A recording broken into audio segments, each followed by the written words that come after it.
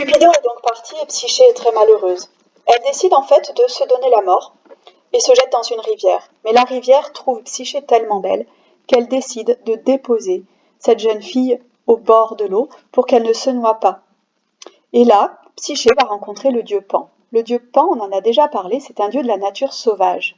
Il a des cornes, il a des pieds de bouc, une petite barbichette et puis cette flûte de Pan.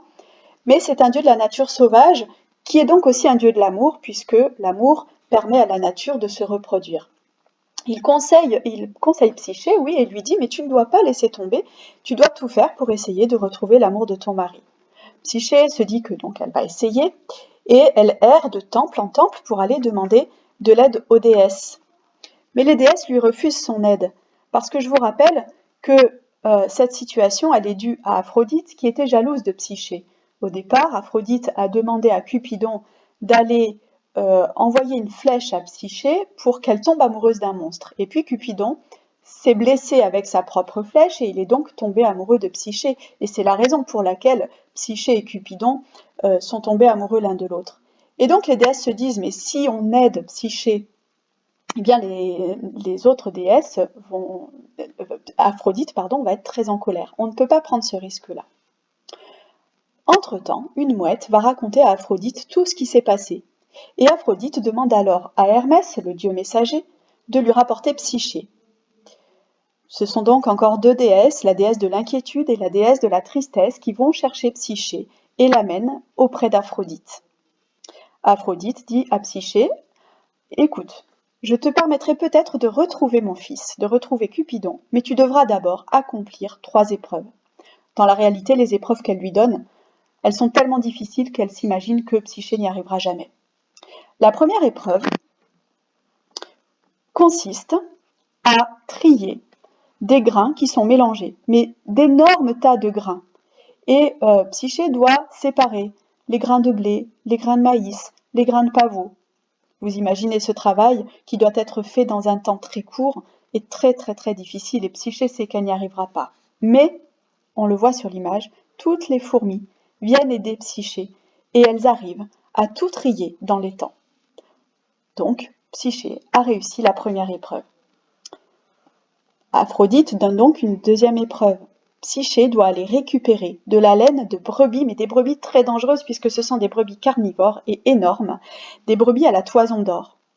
Psyché se dit qu'elle n'y arrivera jamais, mais en fait, elle a un petit oiseau qui lui explique que lorsque le soleil se couche, les brebis sont beaucoup moins dangereuses et que surtout, dans les arbres, il y a des flocons de laine en quelque sorte de ces brebis qui sont accrochés et qu'il suffit d'aller secouer les arbres pour récupérer cette laine. Psyché va donc récupérer la laine et elle l'apporte à Aphrodite, qui est quand même un petit peu en colère parce qu'elle se rend compte que Psyché arrive à faire tout ce qu'elle lui demande. Alors elle va lui demander une troisième épreuve, mais alors cette fois-ci c'est vraiment très compliqué puisqu'il faut aller dans les enfers et récupérer de l'eau du Styx, c'est-à-dire l'eau du fleuve des enfers. Et en fait, ce fleuve il est gardé par des dragons et puis pour traverser les enfers, il faut aller voir Charon. Le Charon, c'est ce personnage-là, il faut le payer et quand on le paye, sur la barque, il vous fait traverser le fleuve des enfers.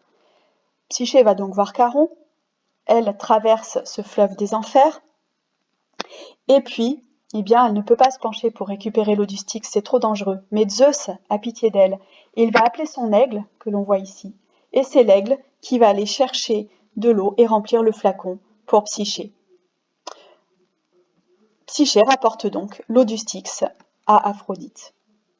Aphrodite va inventer une dernière épreuve parce qu'elle est vraiment en colère et elle lui demande d'aller voir Perséphone une nouvelle fois donc aux enfers et de lui rapporter une boîte qui contient un peu de la beauté de Perséphone. Psyché veut mettre fin à ses jours, elle en a vraiment assez de toutes ces épreuves qui sont très compliquées, mais alors qu'elle s'apprête à se jeter du haut d'une tour, la tour lui redonne du courage et lui dit « Mais non, tu vas voir, ce n'est pas compliqué, tu vas pouvoir récupérer cette boîte, il faut que tu sois courageuse. » Psyché va donc chercher cette boîte auprès de Perséphone et finalement, elle parvient à la récupérer et à la porter à Aphrodite. Sauf que, entre-temps, Aphrodite a fait en sorte que la curiosité de Psyché soit tellement forte que Psyché ne résiste pas à ouvrir cette boîte. Et dans cette boîte, en fait, il y avait le sommeil.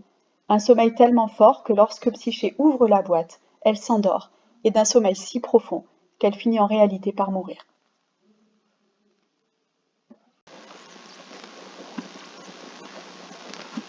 Psyché est morte et Cupidon est vraiment malheureux. Sa blessure va mieux et lorsqu'il découvre que sa femme, son épouse, est morte, il décide d'aller supplier Zeus et sa mère. Finalement, Zeus annonce le mariage de Cupidon et de Psyché, et Aphrodite finit par l'accepter. Et même, Psyché va devenir immortelle. On la voit ici couronnée, et elle va enfin accéder à l'immortalité. Cette histoire se finit donc bien, et on verra ensemble qu'elle a un sens très symbolique. À bientôt!